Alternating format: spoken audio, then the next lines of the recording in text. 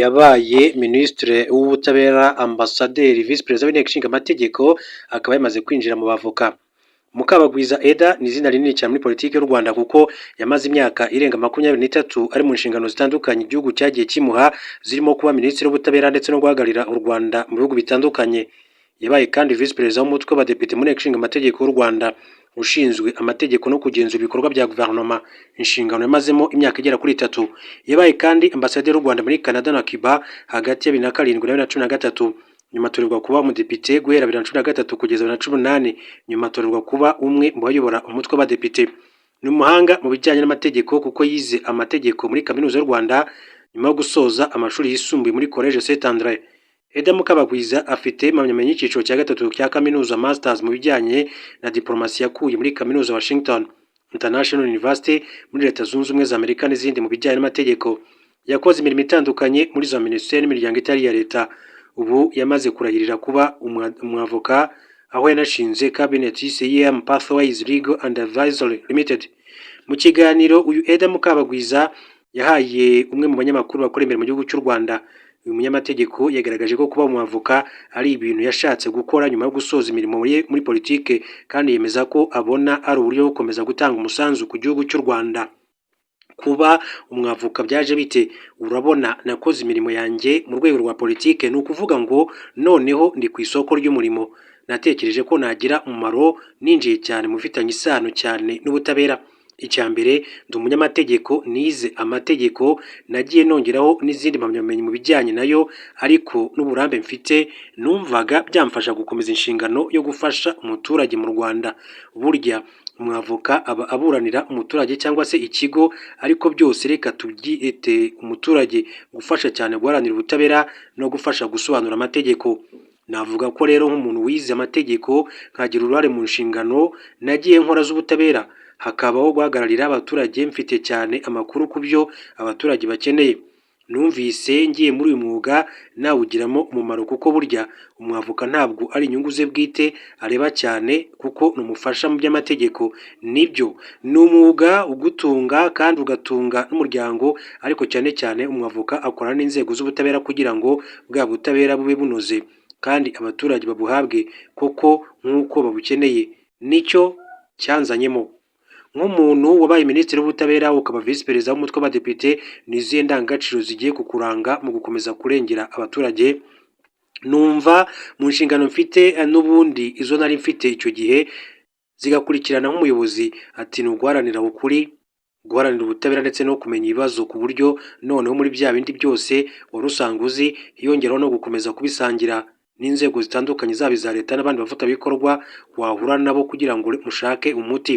Numva mfite inshingano yo kugaragaza ibikeneye kunozwa, gushyigikira ibimeze neza kugira ngo turusheho kubyubaka, ariko tunafasha kwagura n'imbibi. Uyu mwuga ninjiyemo ntidukwiye kwireba gusa, ahubwo dukwiye kuba nk'abantu bari mu isi, mu karere, kandi birimo biratureba. Ntitube abantu bifungiraniye hano mu gihugu gusa, ahubwo nk'abari muri East African Community turusheho kwagura ubumenyi bwacu mu bijyanye n'uko umwavoka wo mu karere akora n'uburyo akora. Numva kandi nje no kwiga ku buryo kuko burya ntabwo ubumenyi bwawe buba buhagije. Hari abandusha uburambe muri uyu mwuga, nzasangira nabo amakuru, nzabareberaho. Hari n'igihe kandi nzagira icyo gukurikirana uko imanza ziri gukorwa, uko abavoka bari kuburana, niga umwuga koko mu buryo bukwiriye. Nubahisha ubutabera haba imbere y'abaturage, umuryango nyarwanda n'imbere y'abacamanza, kuko mu nshingano no mu ndahiro birimo ko twubaha umwuga wacu ndetse n'abo dukorana. Nubwo mwinjiye muri uyu mwuga, ntabwo muri bashya mu butabera, mubona ari hakwiye gushyirwa imbaraga. Ati buriya ndi n'umuhuza, nabirangijemo muri Kamena 2025. Urebye ibibazo biri mu butabera, ingano z'imanza zikomeza rero kwiyongera aho kugabanyuka. Mbona ikibazo rero gihari ari uko umuryango nyarwanda ugifite imanza nyinshi, hagati mu bantu baracyafitanye amakimbirane, ariko nanone hakabaho n'ikintu cyo kutava ku izima. Umuntu agatsindwa kandi binagaragara rwose, ariko agakomeza mu nkiko ziri hejuru. Ibyo ni ikibazo navuga ko kimaze igihe, ariko bikaba ari byiza ko politiki y'ubutabera yatangiye gukemura ibibazo bitarabona ngombwa ko bijya mu nkiko. Abantu bafasha abafitanye n'ibibazo bakagira aho bahurira bitabatwaye igihe ngo bibatware n'amafaranga, ariko nanone ngo bize no kubaviramo kwangana. Ubwo mushatse kuvuga iki? Ati burya uko umwe avuga ngo nzakumvisha nongeye najuriye kugira ngo nkumvishe, ntabwo nanyuzwe, niko hagati yabo hakomeza kuzamo intera. Ibyo ni ibibazo bishobora gutatanya abantu mu buryo butandukanye. Hari imanza ziza mu miryango, mu baturanyi, mu nshuti. Burya abantu benshi bagirana imanza bari inshuti, cyane cyane iyo bapfa amafaranga bagurizanyije, bakoranye mu kigo runaka cyangwa se hehe. Ibyo byose ni ibintu bikugaragariza ko abantu bari begeranye, ariko nanoneho bamaze gushwana ati batatanye. Icyo gihe hakorwa iki? Numva icyo kibazo nyine nk'abantu dushinzwe ubutabera, abunganira mu mategeko, niho twashyira ingufu cyane. Ati kuko umuntu abanza kuza kukureba ukamugira inama. Ni ukuvuga ngo mbere na mbere ashobora kuza kukureba ukamugira inama y'uko atakururana mu nkiko, ukamugira inama yo kumvikana na mugenzi we, yaba ari mukuri cyangwa se atari mukuri. Numva rero ibintu ushobora kuzazanamo umusanzu wanjye ari ibyo, kugira ngo turebe uko dufatanya n'abandi batangiye mbere yanjye, tukareba uko twagabanya ibibazo biri hagati y'abantu bafitanye imanza. Mu ndahiro hari aho muvuga ko mutazaburana urubanza rutari mukuri. Kuri wowe ni ubuhe bwoko bw'imanza utaburana? Burya hari abantu baburana amahugu.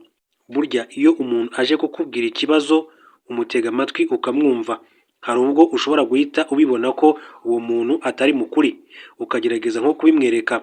Tuvuge ko ubona ko ari we wambuye, wenda niwe wambuye umuntu, ariko ugasanga ari kukubwira ko yahugujwe, wagenda ubyinjiramo ugasanga niwe ushobora kuba ari guhuguza.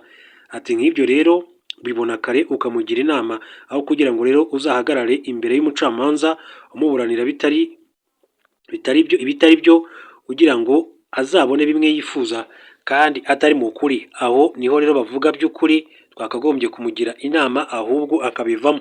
Ati binashobotse ko abavoka bose bagira inama abakiriya muri ubwo buryo, mbere yo gutangira imanza zijya mu nkiko zaba nkeya, kuko uba wamaze kumwereka ko atazabasha gutsinda urubanza. Hari n'ikindi, umuntu ashobora kuza akakubwira ngo naribye, ariko agashaka ko muburanira nk'utaribye. Ibyo nabyo urumva wamaze kumenya ukuri. Yenda icyo umusaba ni ukumubwira ngo reka muburanire, dusaba ko yenda wagabanyirizwa ibihano bitewe n'izindi mpamvu zabiguteye, nazo uzimbwire tuzigaragaze. Ibyo nabyo ati birashoboka, ariko kugira ngo rero ujye imbere hariya, yamaze kukubwira arabyemera, ariko akakubwira ngo ndagira ngo umburanire, nawe ukuri urakuzi, nta nubwo wamugiriye inama, ahubwo wemeye kujya mu wundi murongo. Icyo gihe rero ntabwo uba uri gufasha ubutabera bwacu kubaka bwa bumwe mu banyarwanda twifuza, cyangwa se wa mutimanama umucira urubanza utuma ejo n'ejo bundi atazagaruka. Ati dukunze kuvuga ko rero abagore ari abizerwa. Uyu munsi umugore mu butabera umubona gute? Ni ikibazo rero yabajwe n'umunyamakuru. Reka turebe igisubizo yamusubije. Uyu rero Eda Mukabagwiza akaba yagize ati ubundi umugore uko yaremwe n'uko ahagaze, abikoresheje neza nk'izo mpano yahawe n'Imana n'umutima mwiza yahawe wo gukunda abantu ndetse no kugira impuhwe, yakagombye kuba umunyakuri mu butabera, agahagarara ku kuri. Ati ntakuveho. Ati bikaba byatuma rero aba n'umwizerwa. Ati kubera zamuwe ze no gutega amatwi abigira vuba. Ntabwo mvuze ko abagabo batabigira, atari ko hari abagira iyo mico ndetse bakagenda babyubakamo bitewe n'imico yabo n'imibanire. Umugore rero yifashishije izo ndangagaciro afite, akomeza kugenda yiremamo, yaba umunyakuri mwiza, yafashe inzego z'ubutabera mu buryo butandukanye neza, ariko isi turimo yaranduye. Ntabwo bivuze ko abagore bose ari nta makemwa. Ati mushingiye ku ndahiro mwagize, ni iyihe nama mwajya kuba ubutangiye abawurimo ndetse n'abifuza kwinjiramo? Ati uyu mwuga rero ubundi ni mwiza. Ati ni umwuga uguhisha agaciro. Ati nk'umwavoka ugutunga iyo uwitwayemo neza ukanunganira inzego za leta by'umwihariko z'ubutabera. Ati icyo najyaho inama ni uko abawurimo bawukora neza, bawuhisha agaciro, nabo bihesha agaciro. Ibyo rero kubikora ati ni ukuvugisha kwa kuri. Ati kujya inama neza, kujya imbere uburanira umuntu wasomye. Ati wateguye neza uzi ko icyo uri gusabira uwo wunganira atari ukugenda uko ubonye. ati ni ukubona rero ibibazo muri urwo rubanza urimo ukabisangira n'abandi utagiye kumena ibanga ry'uwo uburanira uko ibyo umwavoka arabibujije. Ati ntabwo rero umwavoka ari uwo kujya imbere y'inkiko gusa, ati burya bafasha mu bintu byinshi bitandukanye, bakora amasezerano, bafasha abantu mu bujyanama, ubushakashatsi ku kintu runaka, bakajya inama n'ibindi byinshi. Umwavoka bimusaba kandi kureba kure, ati ukavuga uti iki kibazo cy'uyu muntu yanzaniye uyu munsi kiramutse gifitwe n'abagera ku 10 cyangwa se 100 byatera ikihe kibazo mu gihugu. Noneho ukareba kure, ukaba watekereza ko hari aho itegeko ryavugururwa, gutekereza ko hari itegeko rishya rishobora kujyaho, noneho ibyo byose ukajya inama n'inzego bireba. Ati mwanyuze mu nshingano nyinshi, ni uruhe rwibutso ufite? Ntabwo navuga ngo hari ikintu nkumbura by'umwihariko kubera ko inshingano zose nakoze buriya ndi umuntu wegera abaturage kandi ubakunda. Njyewe mbona rero inshingano nagiye nkora ati zinyegereza umuturage, zinsaba kumurengera, zikansaba kandi kwegeranya ibyo bitekerezo nahuye nabyo bizavamo igishobora kubaka cyangwa se gushyigikira gahunda runaka. N'ubu rero ati mbona ari byo ngarutsemo, ati byo gukomeza kwegera abaturage ndetse no kubakira. Ntabwo mbikumbura kuko bigenda byunganirana. Akaba rero ari Depite Eda Mukabagwiza yize kuba Minisitiri w'Ubutabera mu gihugu cy'u Rwanda. Ikiganiro gikomeye cyane yagiranye na kimwe mu bitangazamakuru bikorera imbere mu gihugu cy'u Rwanda. Munyemere rero mbashimire, mbifurize gukomeza kugira ibihe byiza.